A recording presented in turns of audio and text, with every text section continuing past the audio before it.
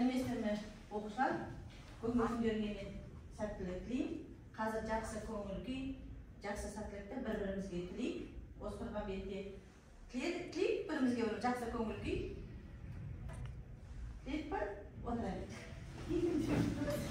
Көңіл күйімізді білдірейік. Балалар, бүгін бізде бір ерекше сағат, себебі біз бүгін сағатымызды музейде өткізгелі тұрмыз. Сондықтан айналамызға қарап отырып, қалай ойлайсыздар, бүгінгі тақырып не туралы болмақ? Тақырып музей туралы болмақ. Себебі үй тапсырмасы да музей туралы болатын болса, біздің алдағы өтетін тақырыбымызда музей туралы болады. Қазір жалпы музейге кірген кезде ең бірінші не болу керек қолымызда? Билет. Билетті сатып аламыз немесе сыйға береді. Сондықтан мен сендерге бағалы билет таратып, барлығымыз билетке назар аударайық. Мен де міне экранға қойдым билетті. Қарай, билетте ең бірінші несін жаз деп тұр? Аты жөнді жазады. Бағалану билеті сендерге бұл. Музейге кіру үшін біз бұл билетті алуымыз керек. Бағалану билет. Жаздыған жөн. Енді ана жерде қарап отырса да серия көрсетілген. Серияның жанында ешқандай номер жоқ. Сендер номерді сабаққа қатысып отырып, бағалану арқылы әркім өзіне 5 балдан 10 балдық жүйе бойынша бағаланасыңдар. Түсінді ме? Әркім өзіне бағалы сабаққа қатысқан сайын. Топты жұмыс кезінде, егер де топ сендерді бағалаған жағдайда бал қоятын болса, онда да сол серия нөмірде топты бағалауды қоямыз. Түсінікті? Түсінікті. Онда біз үй тапсырмасына көше берейік. Үй тапсырмасында тағы да біз билетке назар аударайық. Қандай әріптер көріп тұрмыз? А, Б-сы. А сұрақ бар. А-да сұрақ жазылған, ол жеңіл сұрақ. Б-да орташа сұрақ, С-да күрделі сұрақ. Қазір топта сұрақ таңдайық. А сұрағы. С сұрағын таңдай отырмыз. Б сұрағы. Жақсы, онда қазір тез және дұрыс жауап беруіміз керек. Бұнда тағы бір ерекшелігі топ бірден әрқайсы бір-бірден сұрақ жауап берсе тіпті жақсы. 5 сұрақ әдісі. Бірінші топ. Мұражай ғылымның, білімнің, мәдениеттің қалыптасуына ықпал ететін жәдігерлік сақталатын мекеме. Дұрыс айтады. Мұражай қандай мекемедегі жауап берді? Келесі. Мұражайға қандай заттар қойылады? Мұражайда көне бағалы және тарихи құнды заттар жинақталады. Жақсы. Келесі. Алдымен олар артефактілік пен тарихи заттардың жинақтауымен айналысты. Жақсы. Біз қаламызда қандай мұражайлар бар? Біздің қаламызда мұражайлар саны өте көп. Соның ішіндегі ең мықты деген төртеуі біздің Европстар отбасына арналған бейнелеу өнері мұражайы, сонымен қатар Абай Жидебай бөлі мұражайы, ол бізде мәдени-тарихи мұражай болып есептеледі. Сонымен қатар өлкетану мұражайы, ол бізде облыстық тарихын сақтаған мұражай болып саналады. Және де Достоевский әдеби мемориалдық мұражай. Жақсы. Мұражайда тарихи ғылымы үшін қандай маңызды дереккөздер болып табылады? Ол ақпараттық дереккөз болып табылады. Яғни салт-дәстүр, мәдениеттің. Өзімізді бағалай берейік. Келесі топ қайсысын таңдадық? 5 сұрақ әдісі бойынша Б сұрағын таңдадық. Мұражайдың қандай маңызды функциялары бар? Мұражай тарихи ғылыми ескерткіштерді, өнер туындыларын соларды сақтап жинақтайды. Жақсы. Коллекциялардың тақырыбы мен құрамына қарай мұражай қандай топтарға бөлінеді? Мұражай академиялық, оқу, ағартушылық деп 3 топқа бөлінеді. Жақсы. Келесі. Алғашқы жаратылыстану ғылыми мұражайлары 15 ғасырдың соңы мен 16 ғасырдың басындағы бірінші жартысында Францияда, Германияда, Италияда пайда болған. Жалпы жаратылыстану ғылыми мұражайлары дегеніміз ол табиғи заттарға, олардың монументтеріне, көшірмелеріне негізделген. Жақсы. Келесі сұрақ. Өлкетану мұражайлары дегеніміз жекелеген қалаларда немесе облыстарда құрылатын мекеме. Осы өлкетану мұражайы халықтың мәдениетін, табиғатын, тұрмыс салт-дәстүрін зерттеуге мүмкіндік береді. Жақсы. Мемориалдық мұражайлар, олар аса көрнекті мәдениет қызметкерлеріне немесе тарихи оқиғаларды есте қалдыруға негізделген мұражайлар болып табылады. Жақсы. Өзімізді билетке бағалай серия нөмірі қоя берейік. 5 балдан 10 балға дейін. Келесі 5 сұрақ әдісі бойынша сұраққа күрделі сұраққа жауап беретін топ. Қазіргі мұражайға заманауи көзқарасыңыз. Қазіргі мұражайға жалпы дәл қазіргі заманға сай жауап беру керек, яғни біздің сұранысымызға, талаптарымызға сай болу керек. Яғни қазіргі заманның мұражайлары бұрынғы заманның мұражайларына қарағанда өте үлкен айырмашылықта, себебі қазір бізде цифрлы ғалам, әрі бізде технология күннен-күнге дамып жатқаннан кейін бізде әрбір мұражайлар соңғы технологиямен жаңартылған, әрі көне жәдігерлер соның бәрі қазіргі заман талабына сай жаңартылып жатыр. Екінші сұрақ, мұражай жұмысын қашықтан көрсету қандай мүмкіндік береді? Оның ең жағымды бір плюсы ол үнемділік, уақыттың үнемділігі және де қаржылық жақтан үнемділік.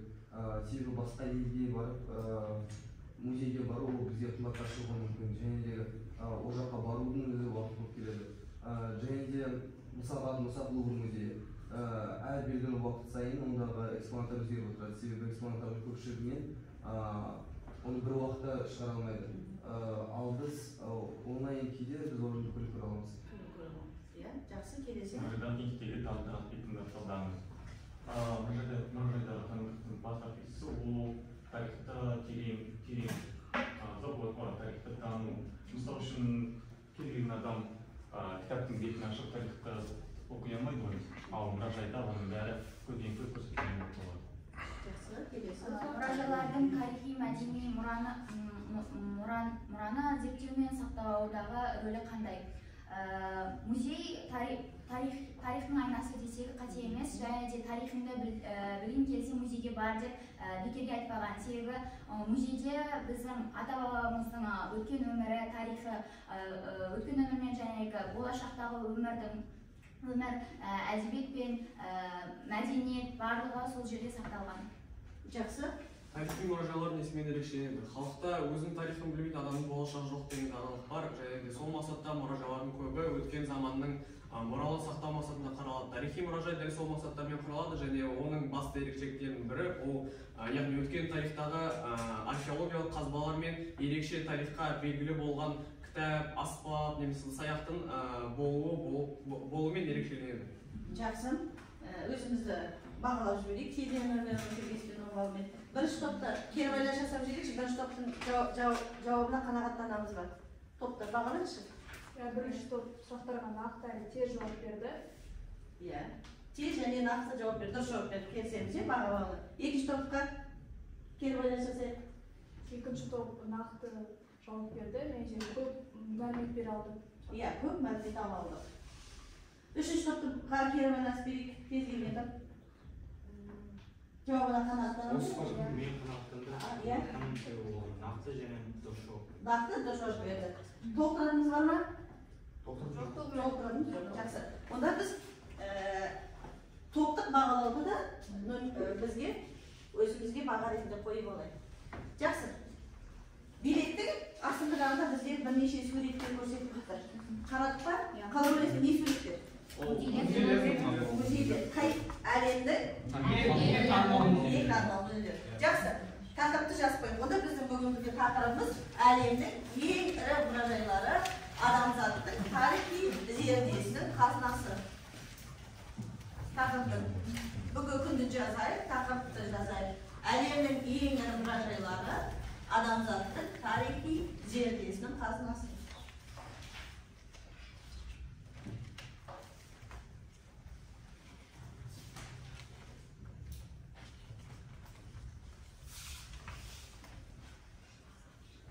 Әлемнің ең ірі мұражайлары адамзаттың тарихи зердесінің қазынасы. Қалай ойлайсыңдар? Қандай мақсатта болуы мүмкін? Қандай мақсат? Осы сабақты білу үшін әркім өзіне бір мақсат қояды ғой. Өзіміздің ойымызда мынаны білсем деген бір мақсатымыз бар ма? Басқа елдердің тарихын, мәдениетін білу. Өз білімдеріміз толықтыру жақсы. Жақсы, ондай болса біреуміз оқып жіберейікші, қандай мақсат, оқу мақсатын? Әлемнің ең ірі мұражайларын зерттеу, ерекшеліктерін анықтау. Әлем халықтарының тарихи мәдени мұрасын зерттеу және сақтап қалудағы мұражайлардың рөлін түсіндіру. Жақсы, жақсы жазып оқу мақсатын. Әлемнің ең мұражайларын зерттеу, ерекшеліктерін анықтау. Әлем халықтарының тарихи мәдени мұражайларын зерттеу және сақтап қалудағы мұражайлардың рөлін түсіндіру.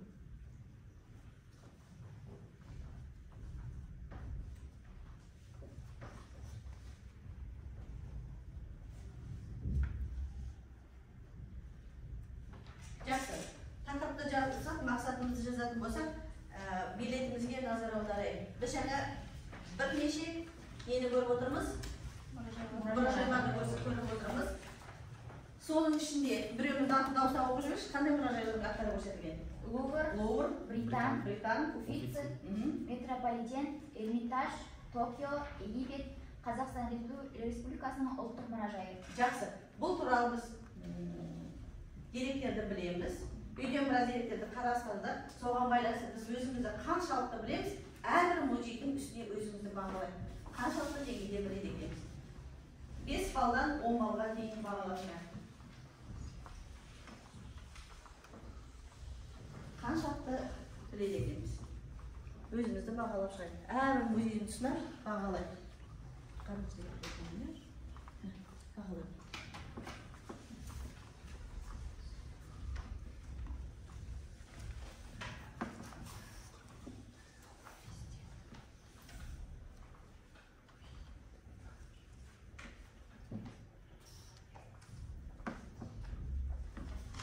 Бір ғана бал қоямыз, бірақ баға ғана бал қойған өзіміздің білетін деңгейімізге қарай. Бағаладық па? Болдық па? Бірінші топ. Топпен қарап отырып, қай мұражай төмен бал? Қай мұражайда сендер топпен ақылдасып қараңдар? Сендерде де ең төмен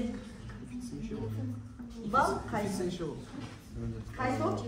Қай музей? Сендерде төмен болды. Соны қарап қазір айтып көрейік. Бірінші топ сендерде қай музейге?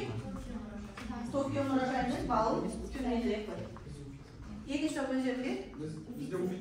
Уффици төмен бал жинап тұр, иә? Өздерінде?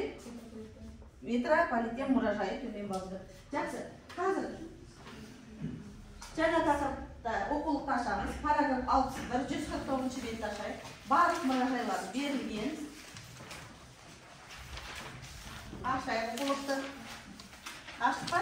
Оқулықты ашатын болсақ, бізде мұражайлар берілген. Барлық мұражайлар тағы да бір танысып шығамыз. Себебі сабақтың соңында біз біліміміз көтерілді ме, немесе төмендеді ме, соны анықтау мақсатында біз қазір толық мұражайларды қарап шығып, ең төмен бал алған мұражайды топтың алдында қорғаймыз. Түсінікті? Сіздер де толық қарап шығамызда, Уффици болды ма?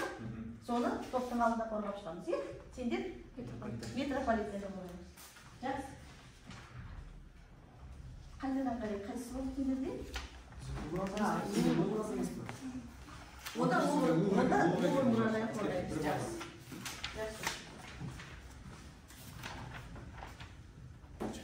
Балалар, мәліметтер, қосымша деректер ноутбукта қойылған мұражай деп сақталып тұр. Ашып, ішінен қосымша деректерді қарауға болады. Топпен жұмыс жасаған кезде мынада да бар.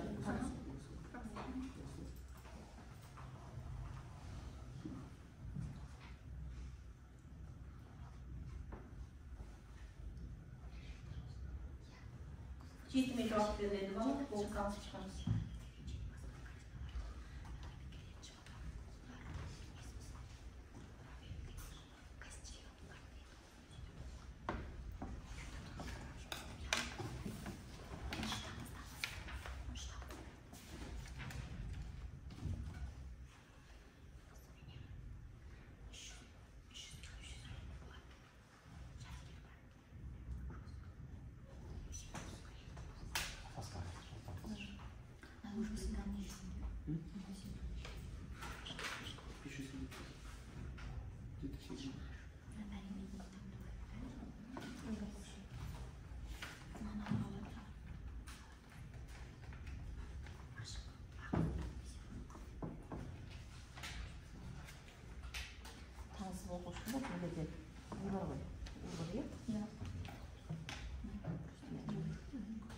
Оқулықтан тыс мәлімет болғаннан кейін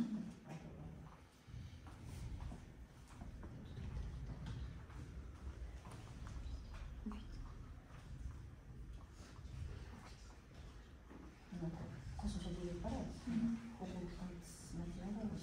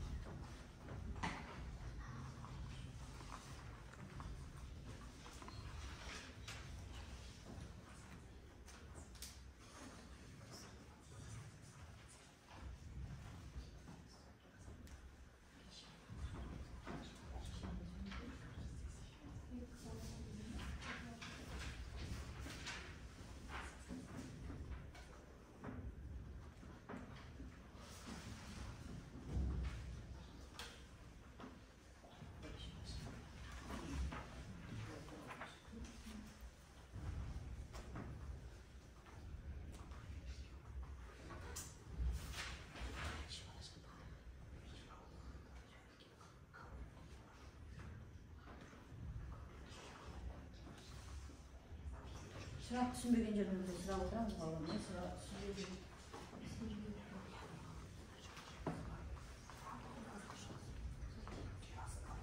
Bir minutimiz kaldı.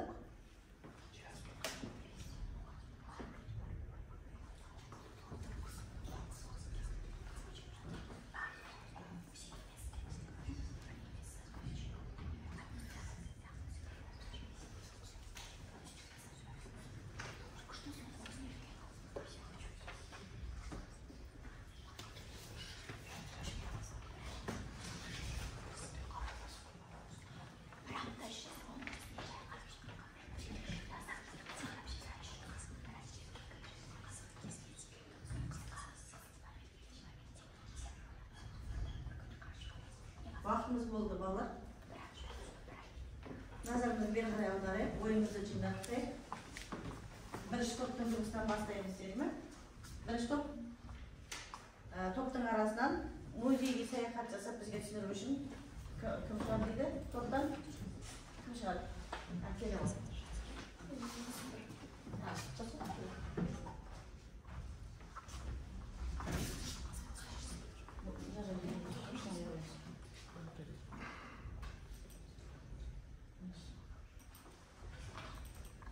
Әр топтан кейін бірден кері байланыс жасап отырамыз, бағалап, сондықтан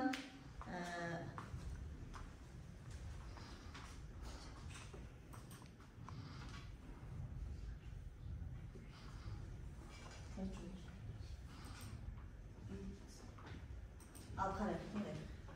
Токио ұлттық мұражайы. Токио ұлттық мұражайы Токионың қақ ортасында орналасқан мәдени мекеме, яғни Токио қаласының Уэна саябағында орналасқан. Мұнда 12 мың жылдан астам тарихты қамтитын Жапон өнері мен артефактілерінің кең жинағы бар. Мұражай экспонаттары керамика, тоқыма бұйымдары, кескіндеме, каллиграфия, мүсіндер және тағы да басқалары. Келушілер ежелгі дәуірден бүгінгі күнге дейінгі Жапон өнерінің мәдениетінің эволюциясын көрсететін мұражайдың тұрақты коллекциясын зерттей алады. Сонымен қатар мұражай жыл бойы арнайы тақырыптарды немесе суретшілерді көрсететін арнайы көрмелерді өткізеді. Токио ұлттық мұражайының Жапон өнері топтамалары әлемдегі ең ауқымдылардың бірі болып табылады. Бұған ежелгі дәуірден бүгінгі күнге дейінгі кескіндемелер, мүсіндер, керамикалар, тоқымалар кіреді. Келушілер Хокусай, Хиросиге және Отомары сияқты танымал суретшілерінің туындыларын көре алады. Жинақтың бір ерекшелігі классикалық Жапон романындағы көріністерді бейнелейтін Гензи туралы ертегі шиыршықтары. Бұл шиыршықтар ұлттық қазына болып саналады және олардың нәзіктігіне байланысты сирек кездеседі. Токио ұлттық мұражайында Жапон коллекцияларынан басқа Азия өнерінің әсерлі коллекциясы бар. Бұған Қытай керамикасы, Корей қыш бұйымдары және әртүрлі елдердің Будда өнері кіреді. Коллекцияның бір ерекшелігі ол ежелгі Үндістан мен Пакистандағы Гандхара мүсіндері. Бұл мүсіндер Будда және басқа да фигуралар бейнеленген және үнді грек көркемдік стильдерінің бірегей үйлесімімен танылады. Көрмелер Токио ұлттық мұражайында жыл бойы Жапон және Азия мәдениеттің әртүрлі аспектілерін көрсететін арнайы көрмелер өтеді. Бұл көрмелерде мұражайдың тұрақты қорына кірмейтін сирек және құнды заттар жиі қойылады. Соңғы көрмелерде Эдо дәуіріндегі Токио өмірін зерттеген Эдо мәдениет және өмір салты және Сэшуми, Курин сияқты атақты жапон суретшілерінің туындыларына қойылған Бостондағы бейнелеу өнер мұражайының Жапон өнерінің жауһарлары болды. Археологиялық артефактілер. Токио ұлттық мұражайының археологиялық коллекциясында тарихқа дейінгі Жапонияның, сондай-ақ Джомен, Яйои және Куфун кезеңдерінің артефактілері бар. Келушілер Жапонияның ерте тарихы туралы түсінік беретін қыш ыдыстарды, құралдарды, қару-жарақтарды және басқа да заттарды көре алады. Бір көрнекті жәдігер Джомен дәуірінде жасалған кішкентай балшықтан жасалған мүсіншелер догу. Бұл мүсіншелер күрделі, егжей-тегжейлі және көбінесе діни бөліктерінің әсерленуін көрсетеді. Бұл олардың діни және салтанатты мақсатта пайдаланған болуы мүмкін екенін көрсетеді. Жақсы. Қай мұражайға саяхат жасады? Токио мұражайы. Кері байланыс берейік. Балалар алдымызда біз критерий жатыр және дескрипторлар берілген. Сол бойынша бірінші топтың жұмысын бағалайды. Екінші, үшінші топ қандай баға береміз? Критерийлар мен дескриптор пайдаланып. Біздің ойымызша барлығы жақсы, 10 баллдың 15 едік, себебі бұнда барлық критерийға критерийдегі бар нәрселер бар, ерекшелігін де айтты, орналасқан жерін де айтты, қызметтік бағыттың барлығын айтты. Жақсы.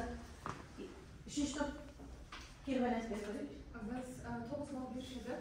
Негізінде мағлұматты бізге толықтай бере алды, және де бізге жақсы түсіндіріп берді. Токио ұлттық мұражайы туралы көбірек білдірді. көбірек мәлімет алды. Қосатыныз бар ма Токио мұражайына?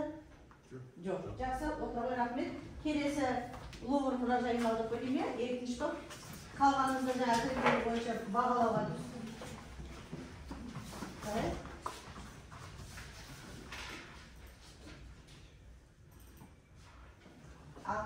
Лувр мұражайы. Бізге Лувр мұражайы, Лувр музейінің көркем және тарихи жәдігерлері қамтыған дүниедегі ең бай музейлердің және ең ескі музейлердің бірі болып табылады.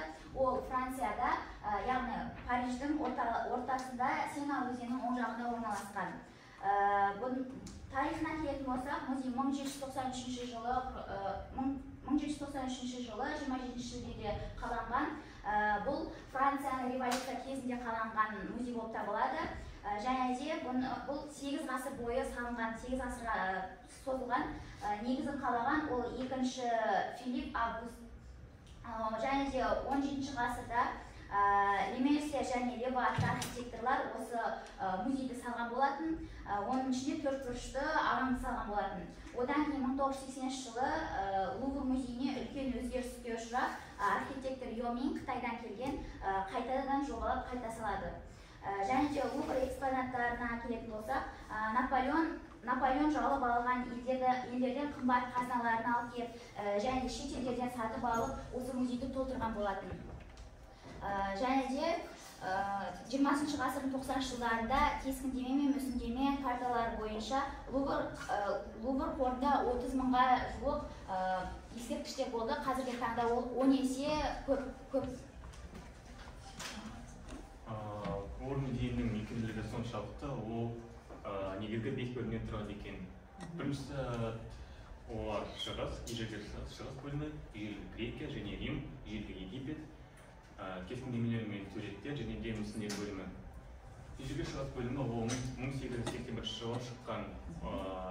Онда Британ музейінен кейінгі Ассирия, Вавилон, Финика, Палестина мәдениеттерінің басты озық үлгілері жинақталған.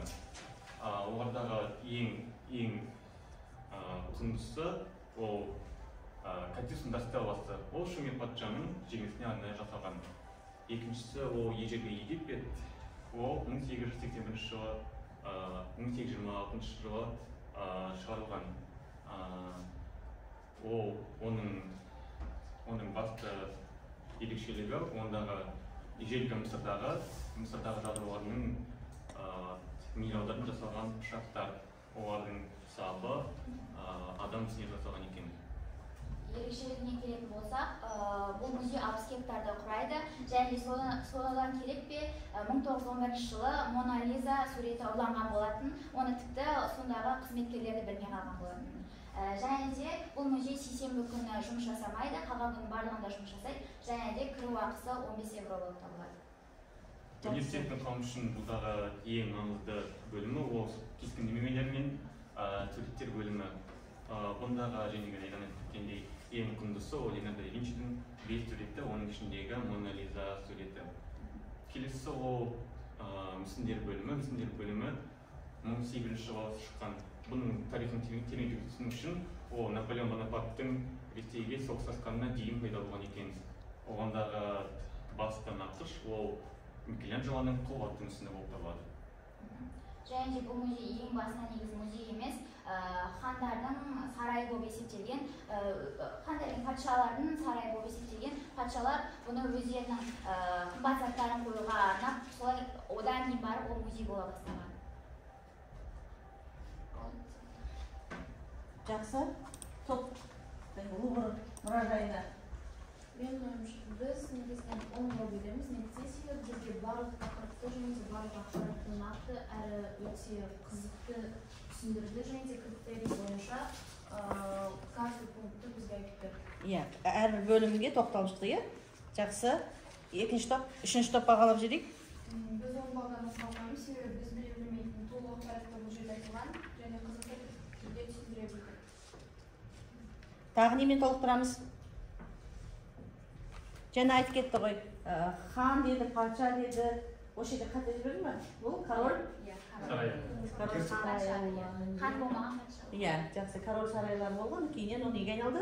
Мұражайға айналды. Жақсы, жоғары бағалап отырмыз, білімімізді толықтырдық. Рахмет. Екінші топқа рахмет. Енді үшінші топта метрополитен. Критерий бойынша толық қанағаттанса, үшінші топтың жауабын тыңдайық.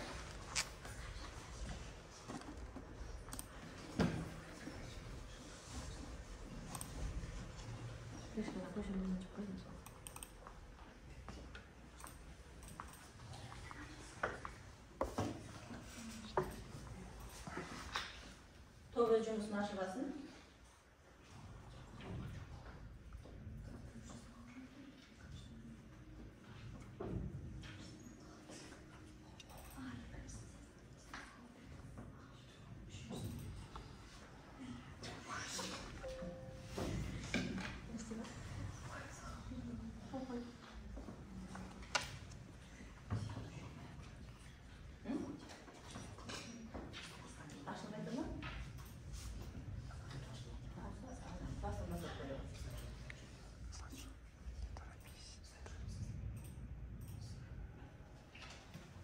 Метрополитен мұражайы. Тыңдайық, соң кейін гері байланыстырамыз. Метрополитен мұражайы өзінің экспонаттарының қоры бойынша әлемдегі ең үлкен мұражайларда 4-ші орын алады. Және де бұл мұражай 1870 жылы Нью-Йоркте негізі қаланып, барша халыққа тек 1872 жылы ғана ашылды. Жалпы мұнда 5000 жылдық тарихты қамтитын 2 миллионнан астам өнер туындылары ұсынылған және жылына 5 миллионнан астам келушілер осы мұражайды барынша өздерінше тамашалайды. Экспонаттарға көшетін болсақ, онда 3 миллионға жуық экспонаттар бар. Оның ішінде Ватта, Рафаэль және Венечи туындылары бар. Египет өнері, Еуропа суреттері және шығыс аймақтағы ассириялықтар, шумерлер және вавилондықтар сияқты халықтардың неолит дәуіріндегі заттары жинақталған. Және осы жерде айта кететін қызық ақпарат, Мысыр дәуіріндегі 18 династияның жаңа патшалығындағы әйел фараоны, ол Хетшепсут болған. Ол өз дәуіріндегі ең беделді әйел атанған және де ең тарихалы әйелдердің бас жағында болған болатын. Және де барлығымыз білетін Алтын Ордалық хан Ажарбектің осы мұражайда дулығасы сақталған. Мұражайдың ерекшеліктеріне көшетін болсақ, меценаттар мен донорлар қаржыландырады, яғни мемлекет қаражатын аз ғана бөлім бөледі. Мұражайдың жалпы аумағы 18 гектардан асады және мұражайдың 17 бөлімі бар. Олардың әрқайсысы әлемнің белгілі бір бөлігінің өнеріне немесе тарихтың уақыт кезеңіне арналған. Және де қорытында мұражай арқасында адамдар мәдениеті мен өркениетінің дамуы тарихын біз тамашалап, рухани мәдени ақпарат ала аламыз. Өте жақсы ақпарат ала аламыз дейді. Яғни үшінші топтың жұмысына кері байланыс жасап берейік, критерийларды пайдаланып отырып бағалайық.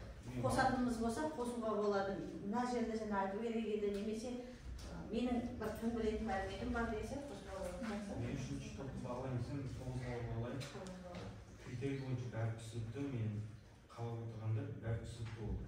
Айта кетсем, кейде арасында қозғалып отырғанда 9 балл қойды. Кішкене? Бізде 9 балл қоямыз, себебі барлығы бізге де түсінікті болды, бірақ та қорғаған кезде бір көңілсіз болып кетті, ерекшеліктерін айтқанда бір қызықтырып айтып керек еді деп ойлаймыз. Жақсы, иә. Қақпымды болса, біз одан сайын өзен шекіп кетер дейміз, иә? Қызықты Иә, көңілді жеткізсе, кімдер сияқты экскурсия дұрыс жасалса жақсы болады. Жақсы, бағаланда келсеміз бе? Топ, келсеміз, жақсы. Онда билетке топпен жасаған жұмысымыз бағалайық және топта қорғаған топтық бағалау және әркім өзіндік бағалауын жүргізсін. Бағалап шығайық.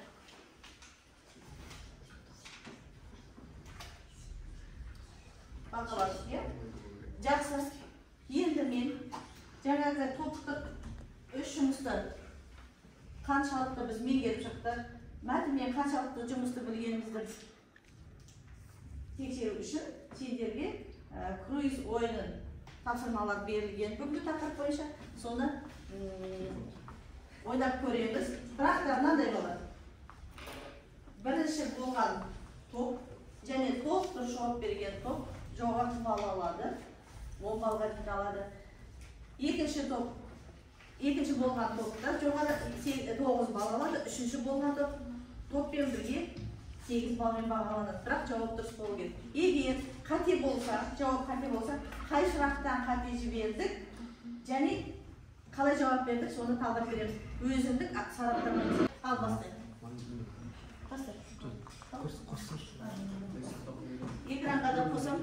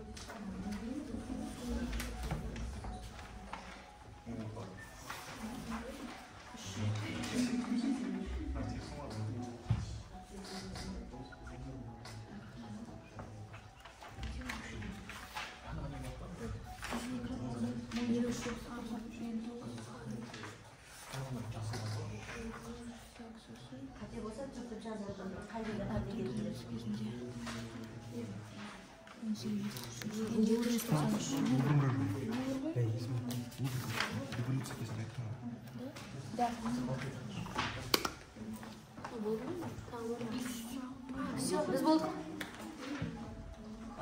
Бар.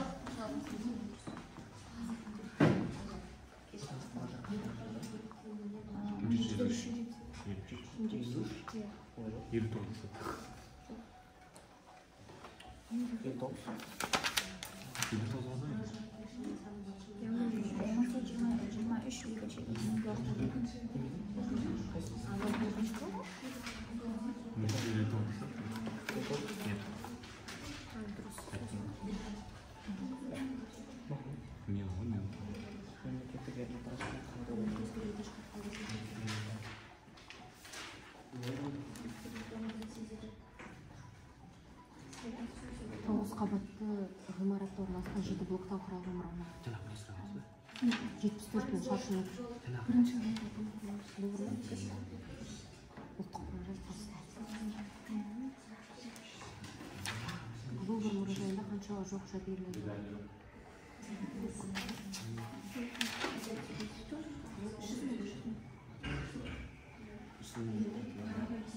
Британдық мұражай қашан ашылып қалған?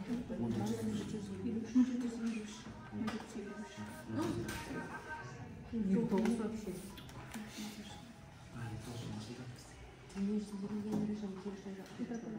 Үшінші топ аяқтасын жұмысын.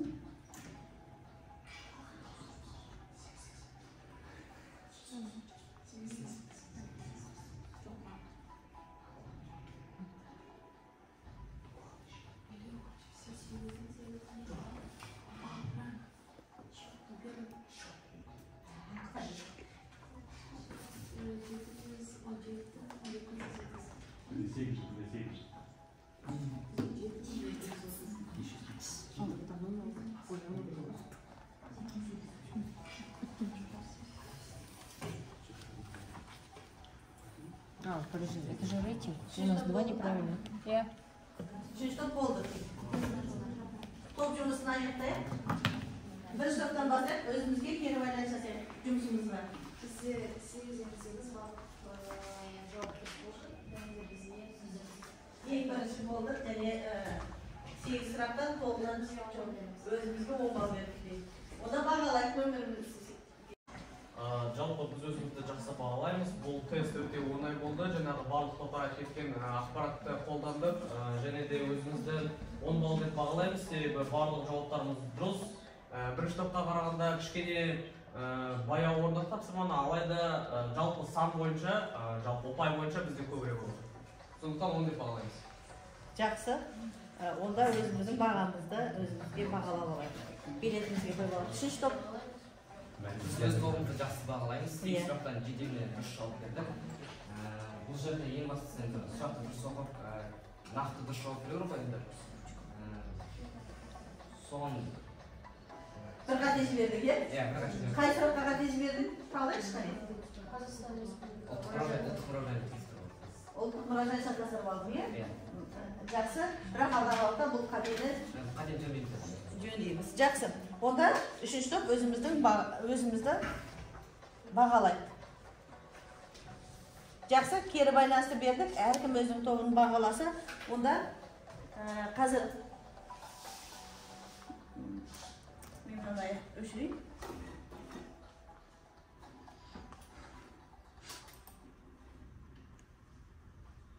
Қайтадан сабаққа оралайық. Енді бүгінгі біздің сабағымызға аяқталған сөйлем деген сабағымызға кері байланысып берейік. Тақтада 3 сұрақты бүгінгі сабақты біз аяқтамас бұрын бағалап өтейік. Бүгінгі сабақты біз қызықты болғаны, бүгінгі сабақта қиындық тудырғаны және менің түсінгенім. Сөйлеуге уақыт берелік. Қорытындылай сабақ.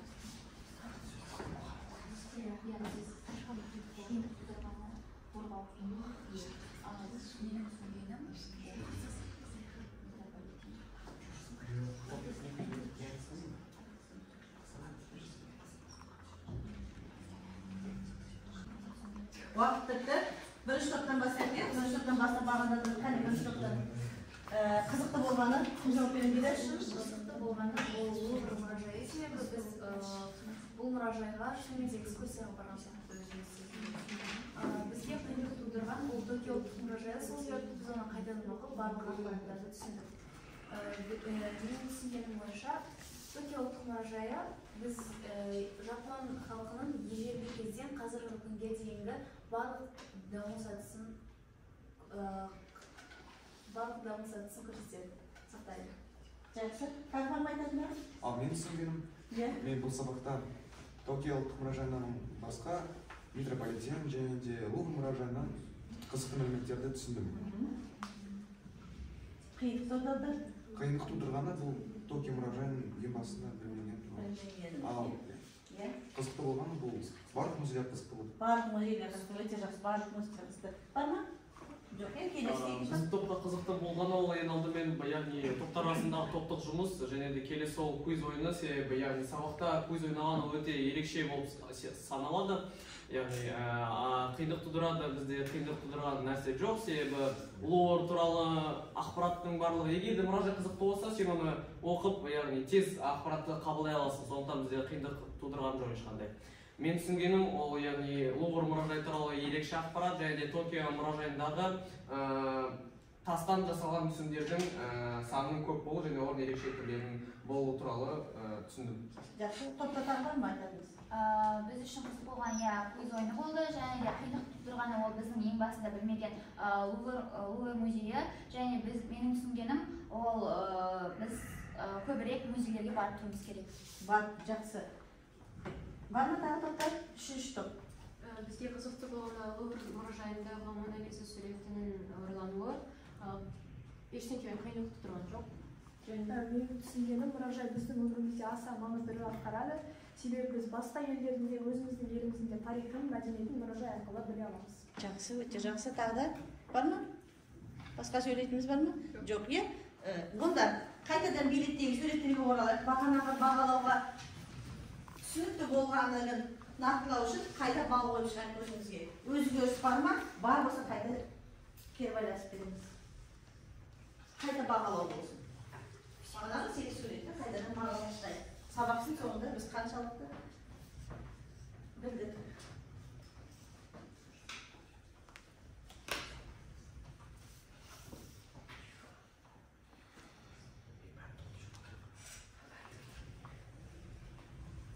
Bağlanıp çıktık, ülkenin metniyle tanıştık, qo'shimcha direktni qaradik, kruiz o'yin o'ynadik. Ya'ni baliq berilgan servis muzeyning ichida o'zgarish bor.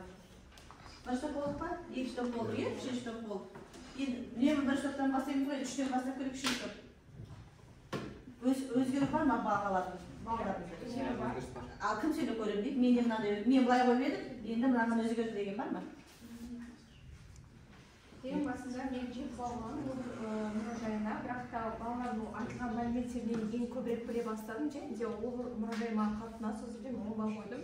Және де Британ офисі, және де Эрмитаж, Египет Қазақ ұлттық республикалық мұражайлар бағалы өзгерген жоқ. Бірақ та мен ол туралы кітаптан тақырыпты оқып біле бастадым. Және де ол ойын кезінде сұрақтар қойылған еді. Содан өз мәлімет толықтырдым. Және де маған Токио университетінің және де соны мысалы бабы қойған 7 бал қойған едім. Және де ол топ айтылғаннан кейін 9 бал қойдым.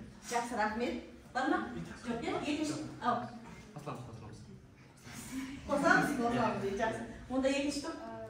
Бұл жолы жалпы біз Лувр комитеті туралы директор алған болатынбыз. Басындағы мен қойған балдарым ол 6 және 5 болатын, ал кейіннен баланы қойғаннан мен өзімді 10 және 9 балға бағаламын.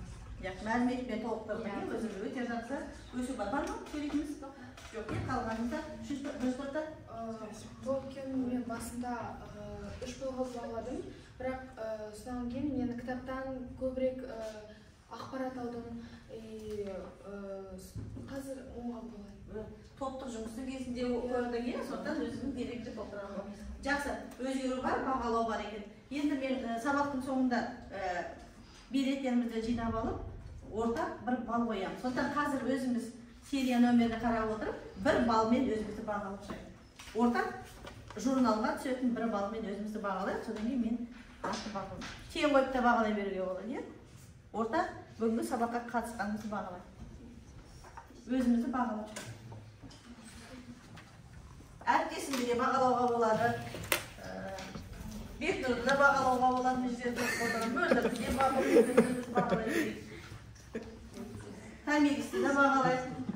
Ал бірімізді де біріміз бағалауға болады. Жұптық бағалауда жүруге болады. Жақсы, онда балар бізге үйге тапсырма алып олайық. Тапсырма қай параграф? Параграф 157 бет. Және әлем мұражайларының ерекшеліктерін анықтаймыз. Біз бүгінгі танысып шыққан мұражайлардың барлығын кестеге түсіруіміз керек. Жанына бар біреуміз оқу жіберейік, қандай тапсырма берілген. Оқиды. Мұражайлардың сурет алдымызда тұр. Қандай тапсырма? Бірінші әлем мұражайларының ерекшеліктерін анықтаймыз.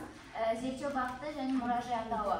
Зерттеу бағыты мұражайдың қызметтік бағыттары, негізгі қаланған жылы, жәдігерлердің көлемі, экспонаттардың саны, келушілер саны, мұражайдың ерекшеліктері, яғни коллекциясының атауы, иллюстрациялар, суреттер, коллекция туралы қызықты деректер. Қай сұрақ түсінікті емес, қиын, үйге берген ондай алмаймыз деген бар ма? Жоқ, барлығы түсінікті, яғни мұражайларды жазып, осы берген сұрақтарға жауап береміз. Жақсы, рахмет отыра ғой. Бала сабақ аяқталды.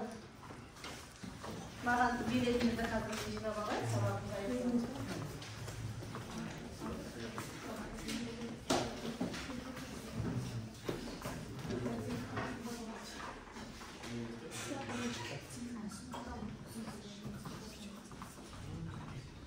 Бәрін жинап алайық.